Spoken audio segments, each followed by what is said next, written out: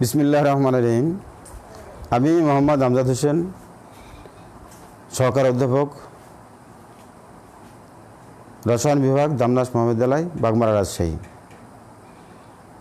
আজ অনলাইনের মাধ্যমে আমি আমার প্রিয় শিক্ষার্থী বৃন্দদের রসায়ন প্রথম পত্রের প্রথম অধ্যায় অর্থাৎ ল্যাবরেটরির নিরাপদ ব্যবহার এবং তৎসংলগ্ন কিছু সংশ্লিষ্ট বিষয় নিয়ে আলোচনা করব।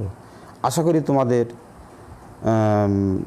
এটা শিক্ষা জীবনের অনেক কিছুকেই সহজ করে নিয়ে আসবে এবং অনেক বিষয় কঠিন যেগুলো থাকবে সেগুলো সহজ করে তোমরা পড়ালেখা করতে পারবে। এখানে আমাদের ল্যাবরেটরি নিরাপদ ব্যবহার বলতে আমাদের ল্যাবরেটরি যে জায়গাটা, সেই জায়গাটা অন্য যে কোনো জায়গার মতো না। এই জায়গাটা হচ্ছে একটা সুরক্ষিত জায়গা এবং খুব সেনসিটিভ জায়গা, যেখানে আমরা প্রবেশের মুহূর্তেও সতর্ক থাকতে হবে এবং প্রবেশের পরেও সতর্ক থাকতে হবে এবং সর্বক্ষণিক যতক্ষণ অবস্থান করব ততক্ষণ পর্যন্ত আমাদেরকে সতর্ক থাকতে হবে।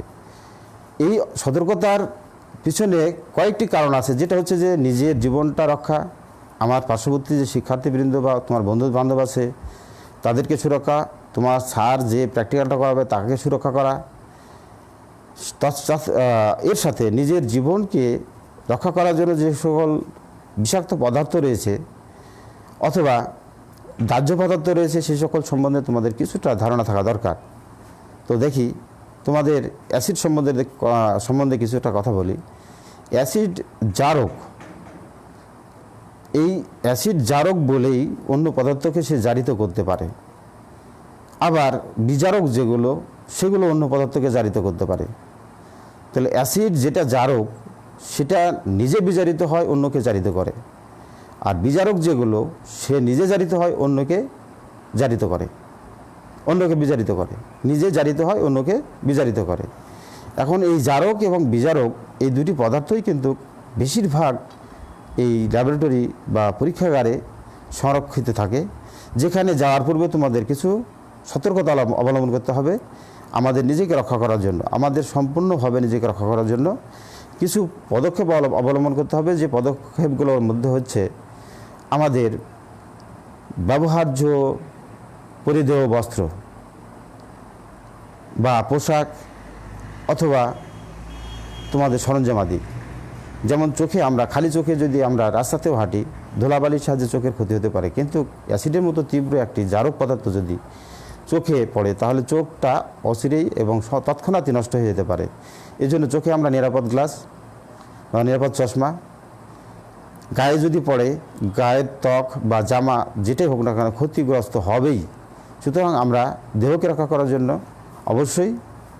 অবশ্যই অ্যাফ্রন ব্যবহার করব, যেটা সচরাচর সব কলেজে ব্যবহার করা হয় না, কিন্তু আমি দেখেছি উন্নত কলেজগুলোতে এবং বিশ্ববিদ্যালয়ে সর্বক্ষেত্রে এই অ্যাফ্রন ছাড়া পরীক্ষাগারে ঢোকার অনুমতি দেওয়া যায় না। আবার ল্যাবরেটরিতে নিজেকে রক্ষা করার পরে, রক্ষার পরিবেশ তৈরি করার পরে ঢুকে তুমি যখন প্র্যাকটিক্যাল বা পরীক্ষা শুরু করবা তখন একটা টেস্ট টিউব, যেটা ছোট্ট একটি বস্তু, এই টেস্ট টিউবের মধ্যে তোমার থাকবে কিছু দাহ্য পদার্থ বা কিছু জারক পদার্থ বা কিছু বিজারক পদার্থ বা অ্যাসিড বা ক্ষার। এই সকল পদার্থ নিয়ে অনেক সময় তাপেরও প্রয়োজন হয় এবং তাপ দিতে থাকলে তাপের মাত্রা যদি বৃদ্ধি পায় তাহলে ওই অ্যাসিড বা ক্ষার বিস্ফোরিত হয়ে ছুটে চলে যায়। এখন টেস্ট টিউবের মুখ যদি তুমি নিজের দিকে ধরো নিজে ক্ষতিগ্রস্ত হবা, যদি তোমার বন্ধুর দিকে ধরো তাহলে বন্ধু ক্ষতিগ্রস্ত হবে, অথবা তুমি স্যারের দিকে যদি ধরো তাহলে স্যারেরও ক্ষতি হবে।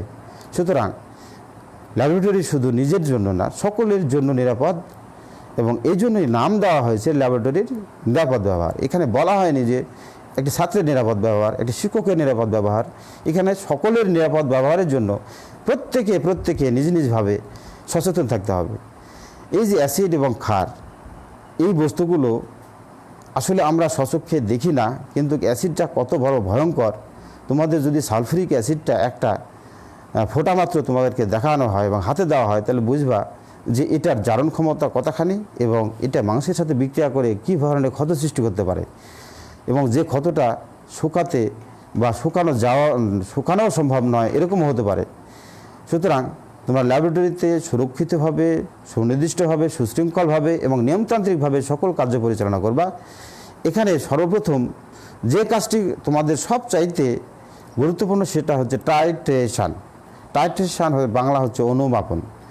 এখন আমরা মাপা আর অনুমাপা বা অনুমাপন আর মাপন এই দুটি শব্দের মধ্যে অনেকটা তফাৎ দেখতে পাই। অনুমাপন হচ্ছে যে ক্ষুদ্রাতি ক্ষুদ্র পরিমাণে পরিমাপ করা, আর আমরা পরিমাপ বলতে বৃহৎ আকার পরিমাপ বলছি বুঝি, ছোটো আকারের পরিমাপ বুঝি। সুতরাং এত সূক্ষ্ম পরিমাপের জন্য আমাদেরকে নির্দিষ্টভাবে একটি দ্রব্যের কীভাবে বিক্রিয়া হচ্ছে সেই বিক্রিয়া থেকে হিসাব নিয়ে আসা যায়।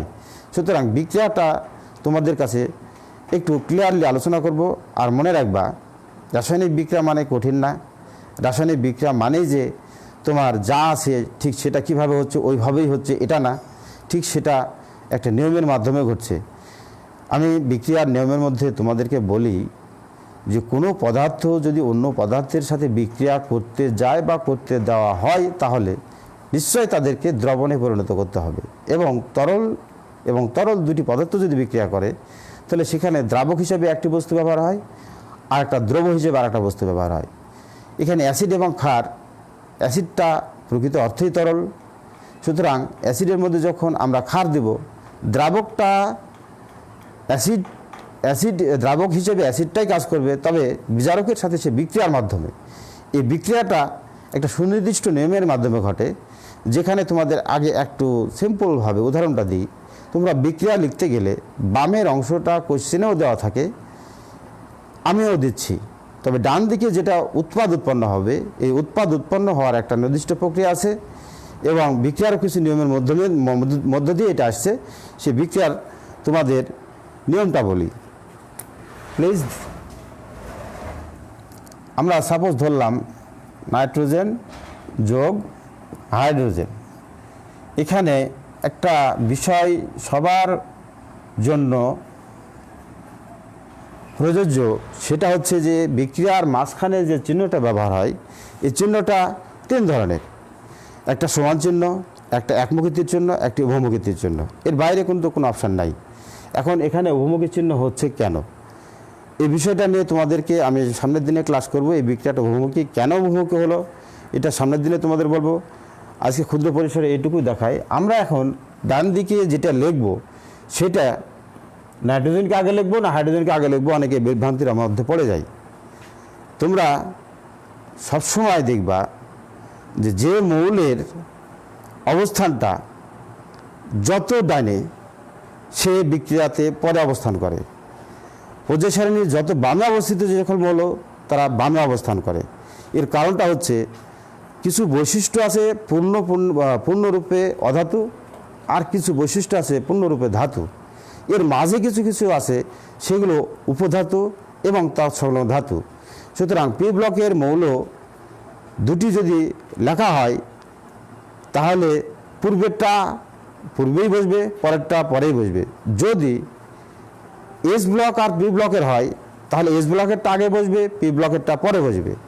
কিন্তু এখানে দুটি মৌল, তার মধ্যে হাইড্রোজেন হচ্ছে এস ব্লক মৌল, কিন্তু এটি অধাতু এবং এর বিজারণ বিভবের মান হচ্ছে 0। কিন্তু নাইট্রোজেনের বিজারণ বিভবের মান তোমাদের নিশ্চিত জানা আছে, না জানলে বলি 7.5। এই বিজারণ বিভবের মান থেকে আমরা নিশ্চিত বলতে পারি নাইট্রোজেনটা আগে বসবে এবং হাইড্রোজেনটা পরে বসবে। এই নাইট্রোজেন এবং হাইড্রোজেন সর্বপ্রথম এটুকু তোমাদের দায়িত্ব লেখা। এরপর তোমাদের যোজনী যদি জানা থাকে তাহলে সহজে পারবা, আর না যদি জানা থাকে তাহলে তোমাদেরকে বলি যোজনীটা আরও একটি সহজ ব্যাপার। নাইট্রোজেনের যোজনী কীভাবে আমরা নির্ণয় করি, 1s2 2s2 2px 2py 2pz। এদিকে ইলেকট্রন 4 5 6 7। এই যে বহিস্থ স্তরের পি অরবিটালে যতটা বিজোড় ইলেকট্রন থাকবে ওই মৌলের যোজনী তত প্রদর্শন করবে। সুতরাং নাইট্রোজেনের যোজনী এখানে আমরা নিশ্চিত কত দেখতে পাচ্ছি 3। এখন যৌগ গঠনের সময় একটা সর্বক্ষেত্রে একটা সূত্র বা থিওরি তোমাদের লিখে নেবা অথবা জানবা যে এক্সচেঞ্জ অফ ভ্যালেন্সি দ্বারাই যৌগ গঠিত হয়, অর্থাৎ একজনের যোজনী আর একজনকে প্রদান করতে হয়। সেক্ষেত্রে নাইট্রোজেনের যোজনী 3 হাইড্রোজেনকে প্রদান করা হবে এবং হাইড্রোজেনের যোজনী 1 যে সংখ্যাটা নাইট্রোজেনকে প্রদান করার প্রয়োজন হয় না। হ্যাঁ, যদি সংখ্যায় বেশি হতো তাহলে দিতে হতো, কিন্তু এখানে 1 বলে আমরা দিলাম না। সুতরাং এই যে নাইট্রোজেন যোগ হাইড্রোজেন ইকুয়াল টু উভয়মুখী চিহ্ন অ্যামোনিয়া, এই বিক্রিয়াটা তোমাদেরকে একটু ছোট্ট কথা বলি যে বিক্রিয়ক এবং উৎপাদ দুটি ভিন্ন অবস্থায় যদি থাকে তাহলে তাদের উভয়মুখী চিহ্ন দেওয়ার প্রয়োজন হয় না। যদি একই অবস্থায় থাকে, অর্থাৎ বামেও বিক্রিয়কও গ্যাসীয় অবস্থা, উৎপাদও গ্যাসীয় অবস্থা, সেক্ষেত্রে তারা বিক্রিয়ক রূপে আবার ফিরে আসতে পারে, বিধায় এই জন্য এখানে উভয়মুখী চিহ্ন দেওয়া হয়। এর সাথে আরও কিছু সংশ্লিষ্ট বিষয় আছে। তারপরে তোমাদের বলা হচ্ছে যে অ্যাসিড এবং ক্ষার যখন টাইট্রেশন করব, তখন অ্যাসিডের ধর্ম হচ্ছে যে যেগুলো খনিজ অ্যাসিড সেগুলো সম্পূর্ণরূপে আয়নিত হয়ে দুটি স্ব আয়নে বিভক্ত হবে। এই স্ব আয়ন বলতে বোঝাচ্ছে যে ওই যৌগে কত ধরনের পরমাণু আছে এবং তাদের যোজনী কত। সুতরাং এখানে দেখা যাচ্ছে H এবং Cl, হাইড্রোজেনের যোজনী 1 এবং সেটা ধনাত্মক বলে প্লাস, ক্লোরিন মাইনাস, এবং সোডিয়াম হাইড্রোক্সাইড এই যৌগটাও বিভাজিত হবে একমুখী চিহ্ন দ্বারা। এটা হচ্ছে কি একটা সবল ক্ষার। সুতরাং এখানে হবে কি sodium plus plus hydroxyl minus. এখন আমরা বিক্রিয়ার নিয়মে যাই যে বিপরীত আয়ন পরস্পরকে আকর্ষণ করবে। সুতরাং সোডিয়াম হাইড্রক্সাইড প্লাস HCl, এখানে উৎপন্ন হবে হাইড্রক্সিল আর প্রোটন, এই দুইটা মিলা হবে পানি যোগ সোডিয়াম এবং ক্লোরিন, এই দুটো মিলা হবে কি সোডিয়াম ক্লোরাইড। তো এখানে অনেকে সোডিয়াম ক্লোরাইড আগে লিখে এবং পানিকে পরে লিখে, কারণ লবণ এবং পানি উৎপন্ন হয় যে কথাটা বলা হচ্ছে। সুতরাং লবণটা আমরা যদি আগে লিখি, ওই একই জিনিসই সোডিয়াম ক্লোরাইড আর আরেকটা হচ্ছে পানি। এখানেও এক্সচেঞ্জ অফ ভ্যালেন্সি হয়েছে যে সোডিয়ামের যোজনী 1 ক্লোরিনকে দিয়েছে, ক্লোরিনের যোজনী 1 সোডিয়ামকে দিয়েছে। সুতরাং সোডিয়াম ক্লোরাইডের সংকেত হবে NaCl। এখানে যোজনীটা অন্য কোনো বৃহৎ আকারে ব্যবহার করা হয়নি। ধন্যবাদ। আগামী ক্লাসে আবার দেখা হবে। এগুলো সমাপ্ত করছি। আল্লাহ হাফিজ।